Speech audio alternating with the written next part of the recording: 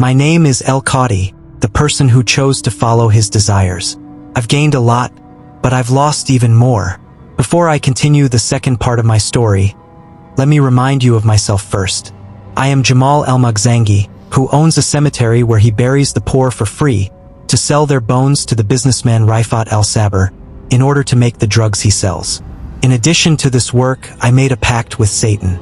I made a pact that I would be a faithful servant to him, to give me the gift of foretelling and the knowledge of the secrets that happen.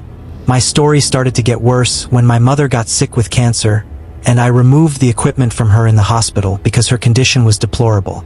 At the same time, the police arrested Rifat, and he doubted that I was the reason for this and turned the world against me.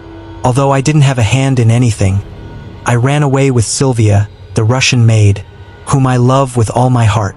The last part of my story ended when I went to the cemetery and jumped from the top of the wall, because Rifat's men were watching everything, and I put the paper on which I threw my mother into the well of her dead daughter, in order to renew my pact with Satan. But Satan appeared to me, and he was angry, and shook the place around me. So everything started to collapse, and a stone fell on my hand, and I couldn't run away, but I heard the voice of Rifat's men getting closer to me to kill me, and in the midst of their high-pitched voices, a disaster happened. Let me continue the story. Peace, mercy, and blessings of God be upon you. I am Olivert James, and this is Narrator. Today's episode is new, but it is a continuation of the events that we have just mentioned. I think everyone knows what we are going to talk about now.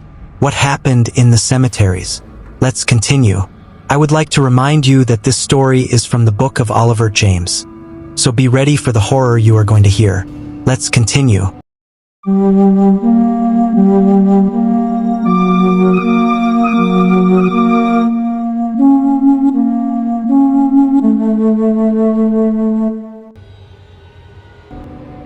I took the knife out of my clothes and put my jacket under my teeth. Then I started to cut my hand that was under the stone from my hand. I kept screaming in pain, but the jacket was reducing the noise. At the same time, I heard the sound of bullets coming out and the sound of two legs running towards me. I continued to cut my hand until I cut it completely. My hand kept bleeding.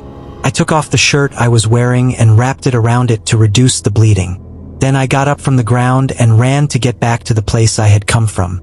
In the distance, I saw men climbing into the cemeteries and killing the guards. They were looking for me everywhere, like crazy people. I didn't know how to act or where to run, especially that I couldn't jump again after my hand was cut.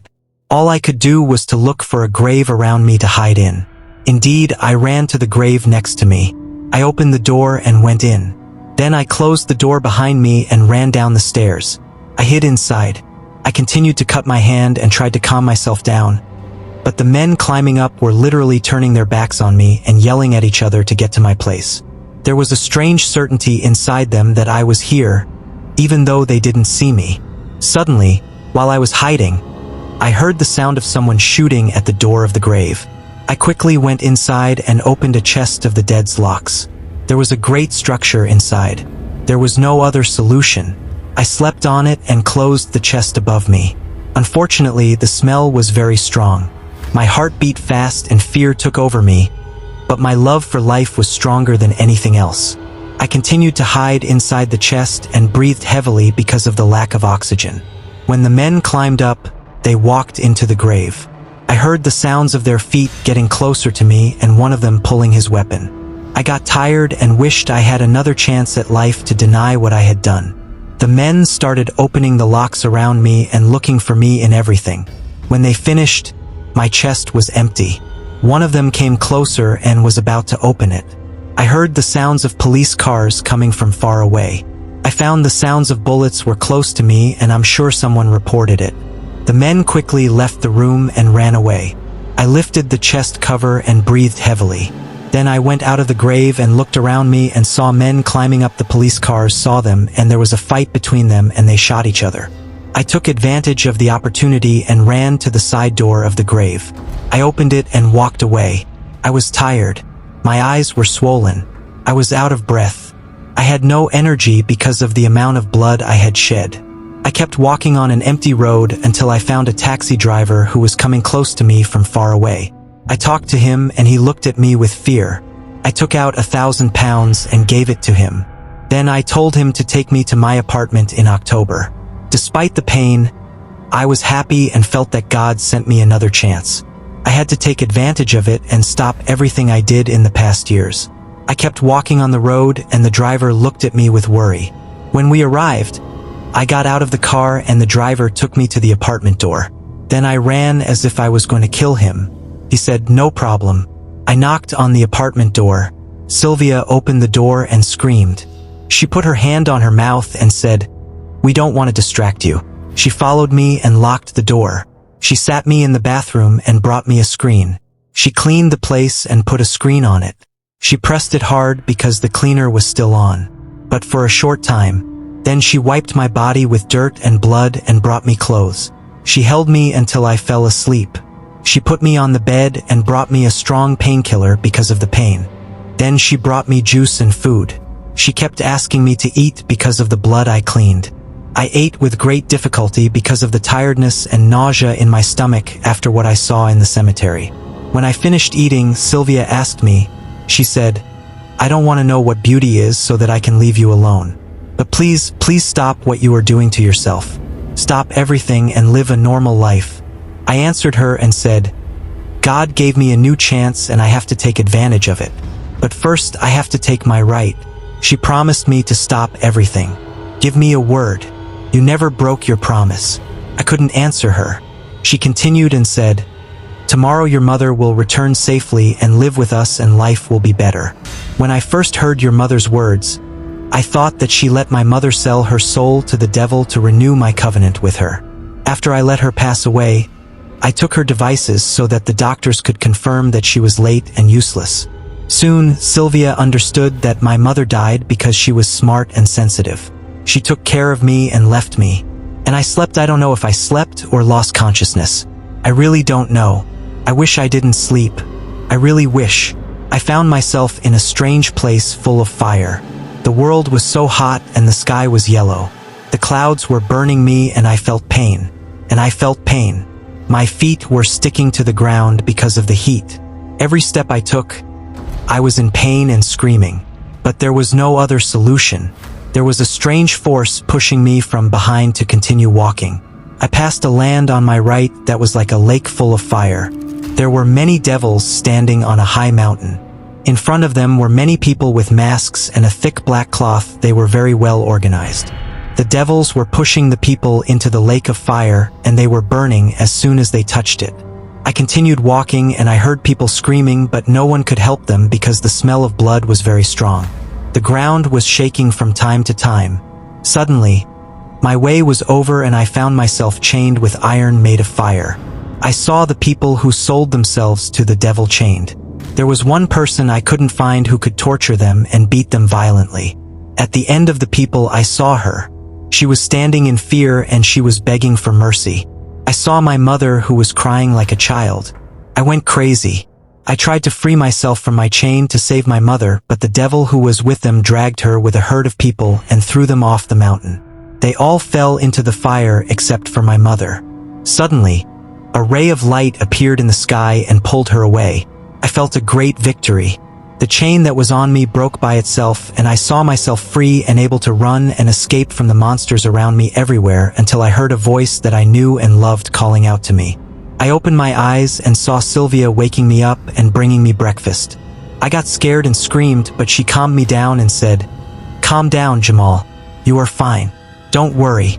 I said to her, "God, take care of me. I am very tired."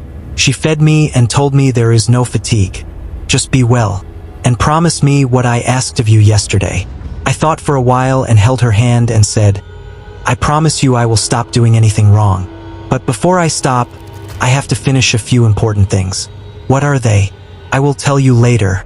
I continued his breakfast after I finished giving Sylvia my second cell phone. I thanked her and called my friend Omar and told him about Taha al-Ghanem. When I told him, Taha reassured me. "Where are you?" I replied, "Are you okay?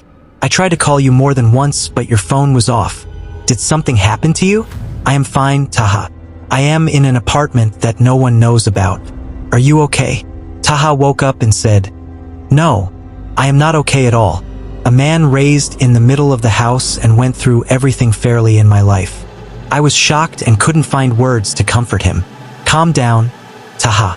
Calm down, I will take care of it. And your promise will come true soon. Just stay in a safe place. This is the most important thing. May God have mercy on her and be patient with you. And you take care of yourself. I closed the door with Taha and I had mixed feelings inside. I didn't know what to do. I realized that there was no one in front of me and I was looking for her. Sylvia left her in my wooden box. I sat in my room and turned off the light and lit a candle. I started talking to her in a low voice. Then, I threw her on the table in front of me.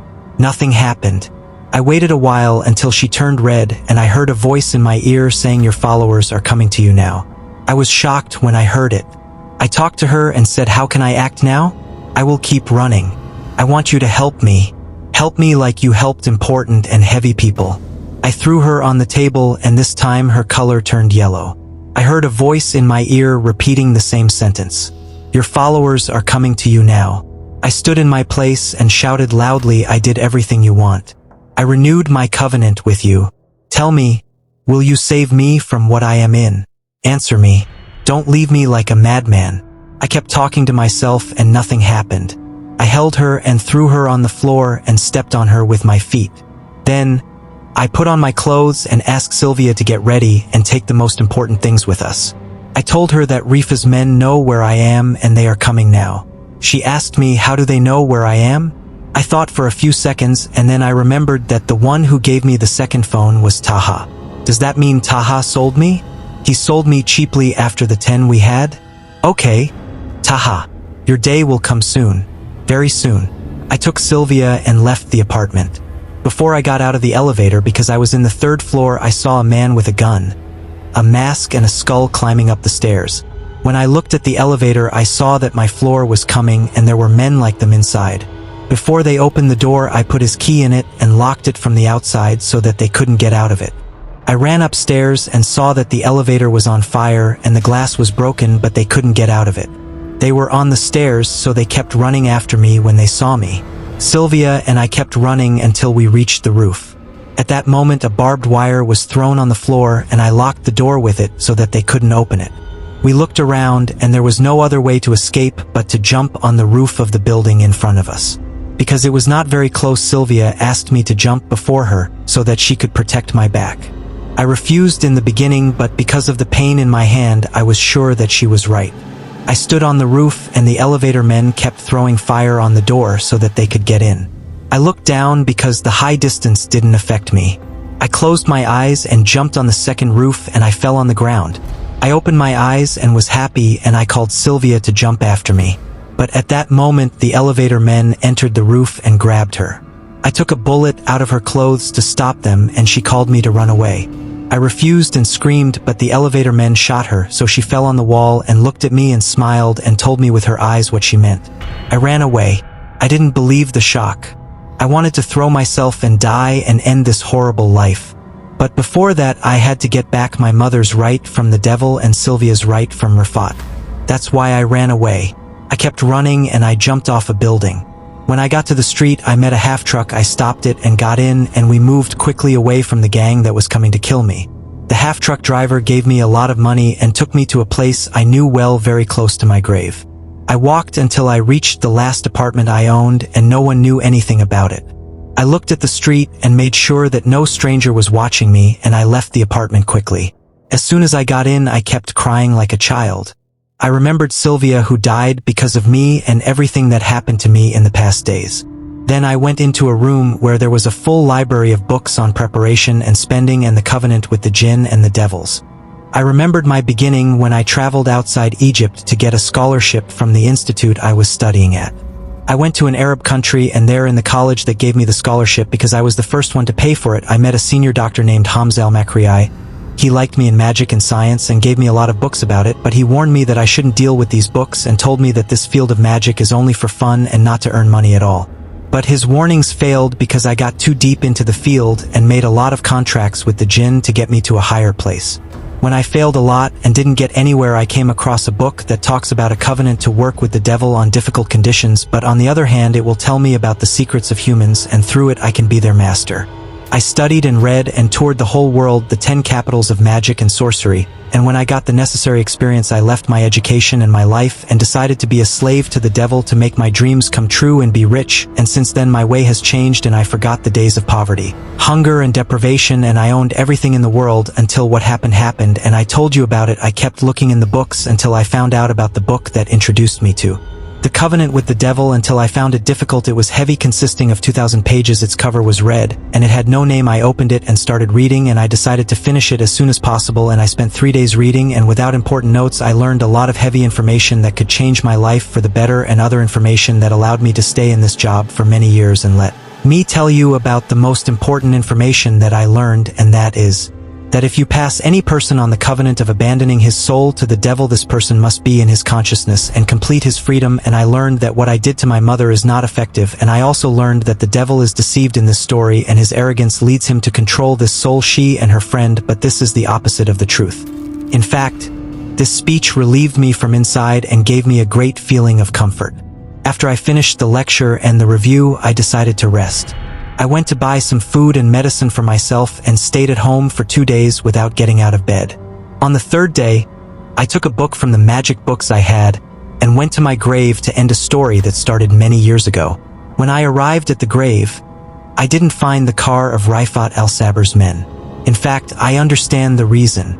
It is the murder that happened to Al-Ghafir, who, by the way, didn't upset me at all because he was stupid and loved money more than his eyes. I approached the main entrance of the grave and I found a police car. There were 3 soldiers sitting with a police chief. This is, of course, because of the crime. I stayed away from them before they saw me, and I entered through the side door that I escaped from last time. I kept walking until I reached the grave.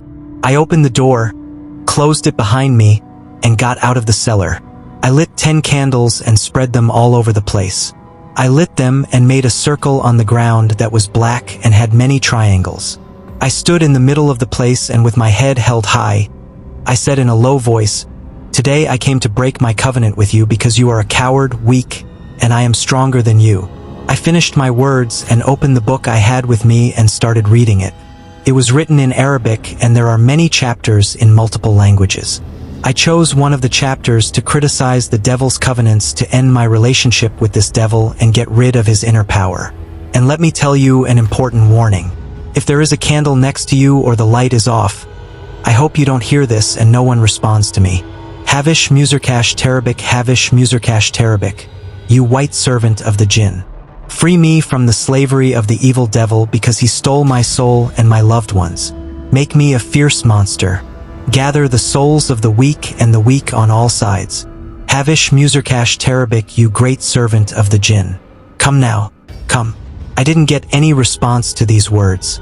I saw a goat with a bull's head in my eyes. It quickly entered the grave. It ran at me and hit me in the stomach and my chest. I fell to the ground. After I fell, I felt pain in my left arm. I screamed in pain and tried to escape. I felt a fierce fire burning in my body. The goat was coming back and running at me again to hit me. With every touch of it on my body, I was suffering and screaming, but my voice was silent. Suddenly, the goat disappeared. I saw ghosts and ghouls. Many of them. They were flying around me in the air. They were throwing cold leaves at me, the same leaves I was using. Out of fear and terror, time was passing very slowly until everything disappeared. I repeated my words again. I don't want to see you again. You are the greatest servant of the jinn. Watch it now. Watch it. With the last word I said, the ground shook hard. I saw things coming out of the walls of the grave. They had huge flames of fire. This goat came closer to me. I could see the joy in her eyes. She was running around me very fast. I didn't feel afraid of them. On the contrary, I felt reassured for the first time. With all my strength, I said to them, "O servants of the jinn, free me from the slavery of the devil. Watch him and don't stop." Suddenly, everything changed around me. The candles went out. I saw the black dog entering the grave.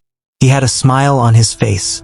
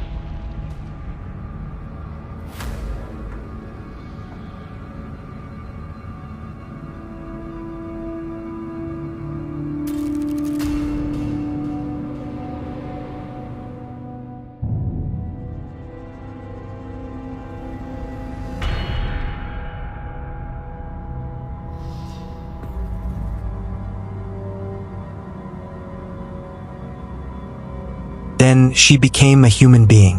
He had a huge head.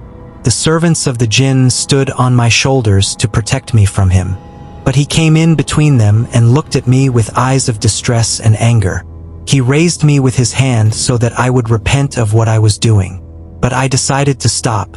Then, I saw the devil flying and reaching the ceiling of the grave. Then he kept screaming loudly. With his screams, I saw the locks around me opening. Strange creatures were coming out of them. Car and a smoke. Car with long tires. They were neither humans nor jinns. We didn't know anything about them. There was a fierce fight between these creatures and the good servants of the jinn. They were hitting each other violently to the extent that the ground was shaking. During this fight, I noticed that the jinn's progress was clear. The creatures following the devil were weak and unable to hit. I don't know how this happened, but while I was watching this, I found the devil running away from all this and standing on my back. He hit me hard on my chest so that I could fly in the air at a distance that was not high. He fell to the ground. I felt a great pain and screamed at them, "O servants of the jinn, save me from the arrogance of the devils. Make your fiery arrows hit them with the power of violence. Do not leave me alone with my words." My words were sorcery because after I finished them, the battle between them was over for the good servants of the jinn. I found the devil standing in front of me and threw at me all the papers that I had handed over to the people before they died. I was very happy. Because of what happened, all those who went to sell their souls to the devil were cancelled, and with them, the curse of the devil was lifted. I got rid of his force and his violent power that destroyed me for many years. After the devil did this, he disappeared completely with the good servants of the jinn, and I left the grave I was in. I struggled to find any building because my body was very tired and I could not bear it. I reached the door I entered and I left. Then I took a taxi to my house. I arrived to my apartment after a short time. I closed the door on myself and then I fell to the ground. I was very tired and I was under a lot of pressure. My body needed to eat and I was in pain. But I heard a noise in the apartment. I looked and I saw men standing up in front of me with weapons in their hands. I looked behind me and I realized that there was no way I could escape from them. I went down on my knees and I declared my surrender to them, and I wished to get rid of my soul to rest. The men lifted me up and put heavy cloth on my head so that I could not see well. They put me down on the stairs like a sheep until they put me in one of their cars, and we moved quickly. I was riding with them and I wished they would kill me quickly and not torture me because of them. After about an hour, we arrived to the villa of Rifat al-Sabr. The men took me out of the car and then we entered. They took off my clothes and they put me in the hall of the villa. The place was spacious and everything in it was worth millions. I waited for a few minutes until I saw Rifat. He came to me and hugged me and he kept laughing for seconds, and then he said to me, "Mr. Jamal al-Maghzangi, you have the right to me. I have wronged you." My doubt was not in his place. I asked him without understanding, "What do you mean? And when did you come out? Weren't you in prison?" He took out his cigarette and said to me, "I was really in prison, but I got out safely, and there was a time when the case was not mine. I have wronged you, and I imagined that you reported me, and that's why you were arrested, but forgive me, it turned out to me later that another of my men—" "Do you know what your men did to me? What did they do? They killed your Russian maid, no problem, and what's new? The new thing is that I used to love her." Rifat drank water and laughed and said to me, "And where did you love someone, Jamal? Don't forget yourself. Please, what do you want from me?" He hugged me and took out his gun from his pocket and said to me, "Let's go back to our work." This shot was in Taha's mind. "Kill him." And he said, "The traitor has no place among us, and Taha is a traitor, and you are involved in this story, so he had to pay the price. So tell me, when are we going back to our work? And when are you going to build the new cemetery?" I looked at Taha's body that drowned in blood, and I remained silent for a while, and then I answered him with fear and said, "Soon, but please leave me alone. I will find my family after what happened to me. Take your time. The important thing is that we go back." "Okay, Jamal, can I go back to my home?" He hugged me and apologized, and then he asked his driver to take me to my villa.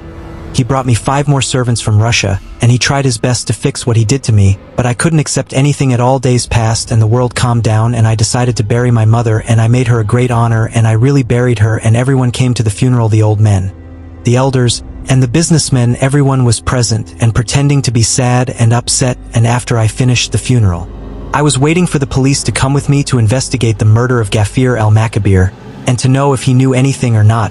and I was hiding, but I found that Rifa had solved the whole case and closed the case without any problems, and despite the calmness of my life at that time, I wasn't comfortable. I felt regret and lost my conscience, and every day I dream of Sylvia and my mother who missed me so much and I wanted to see her. And when everything settled, I didn't forget that Maymoun Al Nadia worked for me, the poor carpenter who worked in the government hospital Maymoun, who used to deliver me to the people who were going to die so that I could spend it, and that's why I got a number not in my name, and I went to the hospital by car, and there were 2 men with me. I called him. It was a cold night, and there was no one in the place. When I got out, the 2 men who were with me got into the car, and they hid. We moved to my grave, and I chose an empty grave, and there were no banners at all. Then I went down with the 2 men and Al Nadia, and I let them hug him, and when he saw me, he ran to me and asked for my mercy. Forgive us, Lord, forgive us and give us your right. I didn't mean to do what I did. This is the end. I grabbed him by the neck and hit him with violence. He kept screaming and asking for my mercy, but I kept hitting him, and then I told him, do you want to deny your sin? And he was like a stranger when he found a savior, but he didn't change his mind and said to me, look at your hand. It's chasing me with the curse of sins, and I'm your servant and under your feet. So I didn't help you, or did you forget? I yelled at him and told him, get out of here and stop being a stranger. I took a knife out of my pocket and I approached him with hard steps, and I put a blaster on his head so his voice wouldn't reach people, and I threw him on the ground. Then I sat on him and held him with my body, and I cut his right hand. He kept screaming, but his voice didn't come out. He tried several times to turn me over, but he couldn't, and after I cut his hand, I felt a great victory inside me, and I was satisfied with myself. Because I got my right back, and because the knife couldn't come out after what happened, I gave him a sleeping pill, and when he took it, I stopped his hand and I took out his tongue and cut it so he wouldn't tell anyone what he saw or what happened to him, and I wasn't afraid to write his story with me because he was ignorant and blind. And after I got my right back, I threw him on the street close to his hospital. I threw him while he was bleeding like street dogs when they are shot by fire, and after what I did to him, I had to relax and work a little. That's why I used to go out every day from morning to night. I looked for a big area on the ground to buy it, and I built new cemeteries on it to rest from the high price, and I got money to support it, especially that I didn't work with celebrities or important people, and they all knew that my talent was gone. No one called me or cared about me so much that some of them didn't answer me when I called them, but I didn't get upset. That's life. And after a long search, I settled on a big land in the Bassettine area, and I decided to buy it, and I paid the price, and I called Rifat. He didn't believe what happened, and with his happiness, he told me on the phone, do you think you will come with me to France this weekend? I said okay. I agreed to travel together, and my account is waiting for you, but when will you come to see the land? But what does it mean? Because it is suitable and there is a high population density, so when will you come? Rifat said to me, no, if the population density is high. I agreed. I was happy with the coming days in my life because it will be very important. Time passed slowly until I got in my car and went to the land I bought. It was on a fast road, quiet and empty like our usual cemeteries, so that we can deal with the bones and move them easily, and this land had huge walls and 5 gates. One of them was big. I waited a little and got out of my car until Rifat came. He had 5 men with him. He greeted me and hugged me and told me with his usual sarcasm, yes, I forgot to tell you, greetings to you, may God bless you, come. I will show you the place. We walked on the land, and Rifat's eyes were full of happiness until we reached the end of the place. There was a ladder that went down, and there was like a force under the ground, and he asked me, what is this place, Jamal?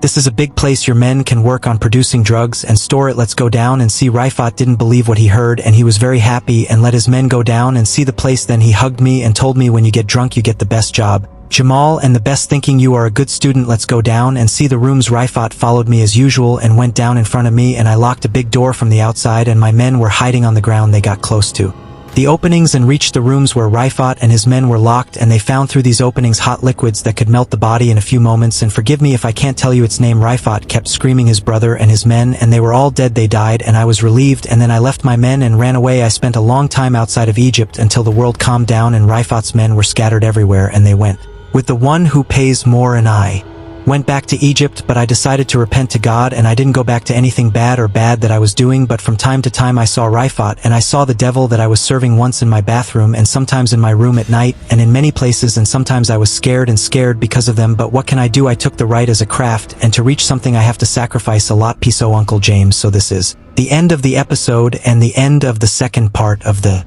series. I thank Olivert James for these 2 episodes, and they were one of the most enjoyable things I recorded. I thank you for watching, and I hope you liked this episode and the last episode. Don't forget to like and share, and leave a nice comment, and subscribe to the channel, and activate the bell button. Join the family of the narrator group everywhere. Make sure you follow us everywhere, and that's it. See you in the next episode, and good night.